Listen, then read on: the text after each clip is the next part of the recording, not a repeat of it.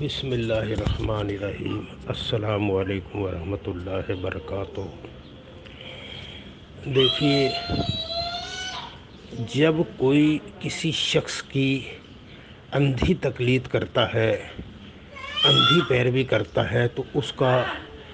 گڑھے میں گرنا لازم ہوتا ہے۔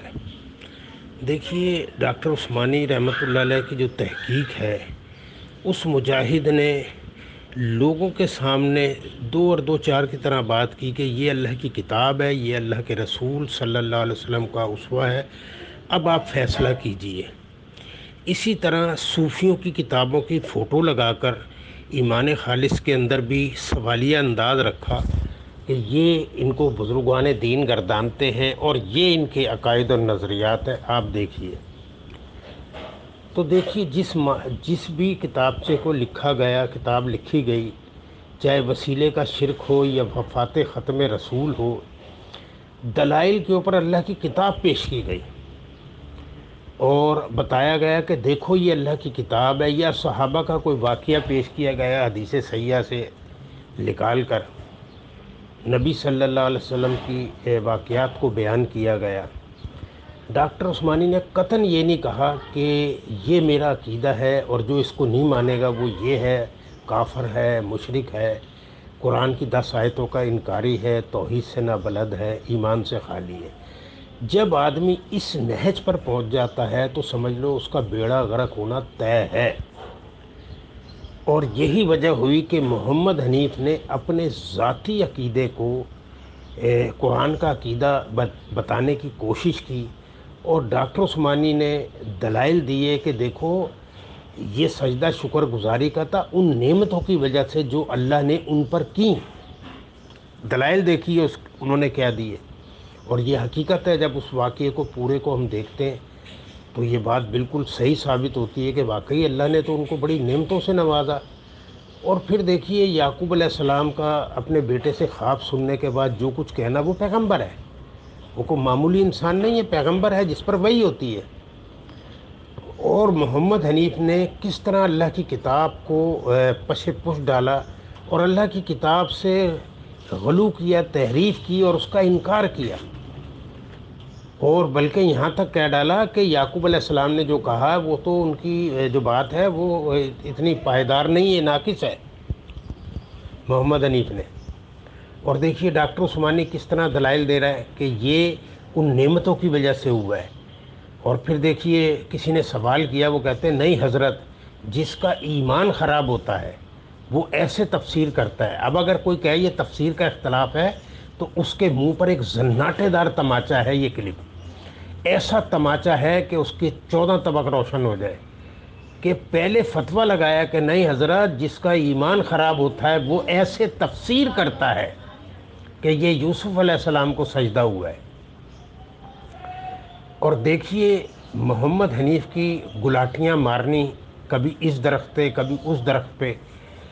اور کس طرح محمد حنیف اپنے پورے اس کے اندر کیا کیا کرتا رہا، کہتا رہا، اور آخر کے اندر کہتا ہے کہ یہ تو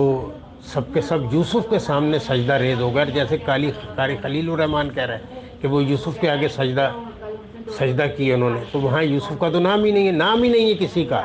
اسم ہی نہیں ہے کسی کا۔ تو دیکھیے یہ ہوتی ہے قرآن سے اپنے عقیدے کو تبدیل کرنا، کیونکہ محمد حنیف کے دل میں ٹیڑھ تھی، اور اللہ تعالیٰ جو ہے نا وہ دلوں کے بھیدوں کو جانتا ہے۔ یہ میں بار بار، کیونکہ میں قرآن کو سنتا ہوں نا جس وقت، تو رونگٹے کھڑے ہوتے ہیں کہ اللہ سے کوئی چیز پوشیدہ نہیں ہو سکتی، دلوں کے اندر وسوسے اٹھتے ہیں وہ ان کو بھی جانتا ہے۔ تو بتاؤ اس سے کیا تم ہیرا پھیری کر سکتے ہو؟ انسانوں سے تو تم سب کچھ کر سکتے ہو، ہیرا پھیری کر سکتے ہو، جھوٹ بول سکتے ہو، چکر دے سکتے ہو، اللہ کو کیسے چکر دو گے؟ کیسے ہیرا پھیری کرو گے؟ کیسے گلاٹیاں مارو گے؟ وہ تو خیالات کو جاننے والا ہے، دلوں کے بھیدوں کو جاننے والا ہے۔ تو وہ محمد حنیف کے دل کو جانتا تھا، اور اس نے بڑی لمبی چھوٹ دی محمد حنیف کو کہ یہ پلٹ آئے، باز آ جائے، کیونکہ اللہ ایسا نہیں ہے کہ آج غلطی کری تو پکڑ لی۔ اگر وہ پکڑ لیتا تو اس نے کہا ہے کہ اس روح زمین پہ نہ کوئی جن بچتا نہ کوئی انسان بچتا، کیونکہ وہ رب ہے، مالک ہے، خالق ہے، اس کائنات کا پالن ہار ہے، جانتا ہے کہ ان سب نے میری طرف لوٹ کر آنا ہے، کوئی اس کی دسترس سے باہر نہیں ہے، تو اس لیے وہ موقع بھی دیتا ہے۔ اس کو موقع دیا لیکن یہ باز نہیں آیا اپنی چکر بازیوں سے۔ لوگ، ہم جیسے بھی لوگ اس کے جال میں پھنسے رہے، لیکن ہمیں تھوڑی پتہ تھا، کیونکہ اللہ کو تو پتہ ہے۔ تو اسی لیے اللہ تعالیٰ نے اس کی کبر، اس کے اندر کی غلاظت نکال کے باہر کھڑی کر دی، اور باقی دوسرے لوگوں کے لیے بھی آزمائش ہوئی کہ وہ حق اور سچ کا ساتھ دیتے ہیں یا کفر و شرک کے اوپر ڈوب جاتے ہیں، اس غلیظ دلدل کے اندر ڈوب جاتے ہیں۔ تو دیکھیے، اس میں سب سے بڑی کمال کی بات یہ ہے کہ محمد حنیف، وہ تو خیر مر گیا، اپنی زندگی کے اندر کسی سے بحث ہی نہیں کرتا تھا۔ آپ اس کی ریکارڈنگیں دیکھ لو، بس میری تفسیر پڑھ لیں، میری تفسیر دعوت القرآن پڑھ لیں بس، اور اس کے اندھے مقلد، وہ کہتے نہیں شاہ سے زیادہ شاہ کے وفادار، وہ میدان میں اترے اور دلائل دیتے ہیں، کبھی معجزات کو دلائل دیں گے، کبھی کچھ دلائل دیں گے، اور جب پھنس جاتے ہیں تو بھاگ جاتے ہیں۔ اور بہترین طریقہ انہوں نے یہ سمجھا ہوا ہے اپنے لیے کہ بھائی اس پہ بات ہی نہ کرو۔ تو اندھے مقلد محمد حنیف کی اندھی پیروی کرنے والے، اور ڈاکٹر عثمانی نے کبھی یہ تربیت اور تعلیمات نہیں دی کہ میری اندھی پیروی کرو، اندھی تقلید کرو۔ اور یہی وجہ ہے الحمدللہ کہ اللہ نے ہمیں بچایا، کیونکہ ہم تو قرآن اور حدیث پر ایمان لے کر آئے تھے، ڈاکٹر عثمانی پہ ایمان نہیں لائے تھے، ہم ایمان لائے تھے قرآن حدیث پر۔ اور ڈاکٹر عثمانی کو ہم نے جب دیکھا ہے تو وہ مواعظ عالم دین تھا، اور اس نے وہ راہ دکھائی جس راہ کے اوپر انہوں نے اپنی تفسیروں کے ڈاکو بٹھائے ہوئے تھے، اور اللہ کی کتاب کے مقابلے میں اپنی کتابیں لکھ ڈالی تھی۔ اس نے ان چالوں کو کاٹا، اور ان کے ان ڈاکوؤں کو، جو تفسیروں کے ڈاکو تھے، ان کو بے نقاب کیا اس نے، اور اس نے کہا کہ یہ ہے اللہ کی کتاب، اس کو پکڑو مضبوطی سے، اس کے مطابق عقائد اور نظریات بناؤ۔ اور دیکھیے محمد حنیف کی فریب کاری یا قاری خلیل الرحمن کی، کہتے ہیں قرآن میں آ گیا، قرآن بھائی کہاں آ گیا؟ ان کے پاس جو قرآن ہے نا، جیسے رافضیوں کے پاس، رافضی کہتے ہیں کہ جی وہ 30 پاروں والا قرآن ہے، ان کے پاس جو قرآن ہے اس میں شاید آ گیا ہو، لیکن جو اللہ کے رسول صلی اللہ علیہ وسلم پر قرآن نازل ہوا ہے اس کے اندر کوئی ایسی بات نہیں ہے کہ یوسف علیہ السلام کو سجدہ ہوا۔ یہ تو شکر گزاری کا سجدہ تھا، اور پیغمبروں کا تو شیوا ہوتا ہے،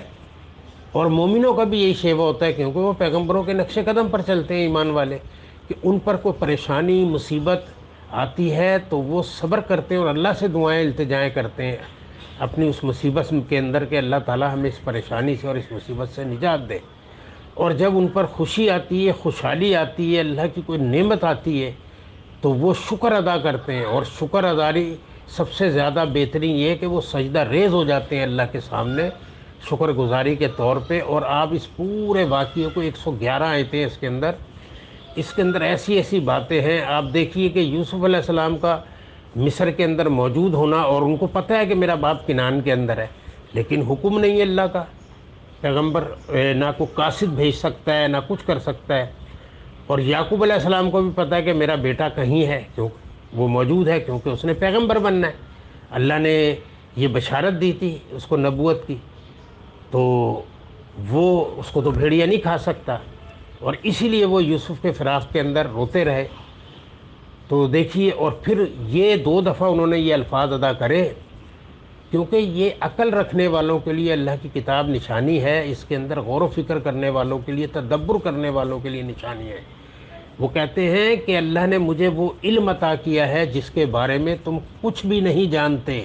اب اندازہ لگائیے، یوسف علیہ السلام خواب دیکھ رہے ہیں تو یعقوب علیہ السلام کیا کہہ رہے ہیں کہ اللہ تعالیٰ تجھے منتخب کرے گا، کیونکہ اللہ نے ان کو وہ علم عطا کیا ہے جس کے بارے میں کوئی کچھ نہیں جانتا۔ وہ خود اپنے منہ سے اقرار کر رہے ہیں کہ اللہ نے مجھے وہ علم عطا کیا ہے جس کے بارے میں تم کچھ بھی نہیں جانتے۔ تو بیٹا کہتا ہے کہ مجھے 11 ستارے، چاند اور سورج سجدہ کر رہے ہیں، تو وہ کہتے ہیں کہ اللہ تعالیٰ تجھے منتخب کرے گا جیسے اسحاق کو اور ابراہیم کو کیا، کیونکہ اللہ نے علم دیا ہے اس پیغمبر کو، اور ہر پیغمبر کو اللہ تعالیٰ یہ علم دیتا ہے۔ اور وہ کہتے ہیں کہ تجھے اللہ تعالیٰ تعویل حدیث کا علم دے گا، ابھی تو وہ بچہ ہے،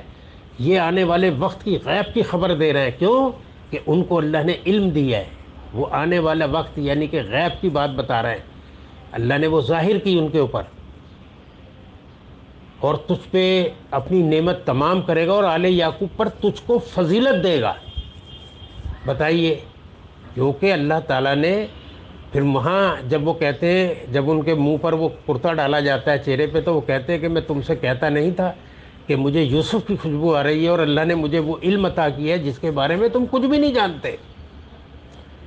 تو اصل میں اللہ کی کتاب اور اللہ کے رسول اسوے کو وہی لوگ منون مانتے ہیں جن کے دل میں اللہ کا وقار اور اس کے رسول صلی اللہ علیہ وسلم کی سچی محبت ہوتی ہے۔ لیکن جو لوگ اپنے آپ کو منواتے ہیں، اپنی شخصیت کو پروموٹ کرنا چاہتے ہیں، پھر وہ راستے نکالتے ہیں، پگڈنڈیاں نکالتے ہیں، اور لوگوں کو یہ ثابت کرنے کی کوشش کرتے ہیں کہ ہم کچھ ہیں، لیکن وہ کچھ نہیں ہوتے سوائے اس کے کہ وہ جہنم کا ایندھن بننے والے ہوتے ہیں۔ تو میرے بھائیوں، یہ غور و فکر کا مقام ہے۔ سورہ یوسف کو کسی بھی اینگل سے اٹھا کر دیکھو تو یہ بات روز روشن کی طرح ہے کہ یہ ایک بہترین قصہ تھا جو نبی صلی اللہ علیہ وسلم کی طرف القاء کیا گیا، اور اس کے اندر عقل رکھنے والوں کے لیے نشانی ہے، غور و فکر کرنے والوں کے لیے نشانیاں ہیں کہ اللہ تعالیٰ اپنے منصوبے کیسے غیر محسوسی طور پر پائے تکمیل تک پہنچاتا ہے،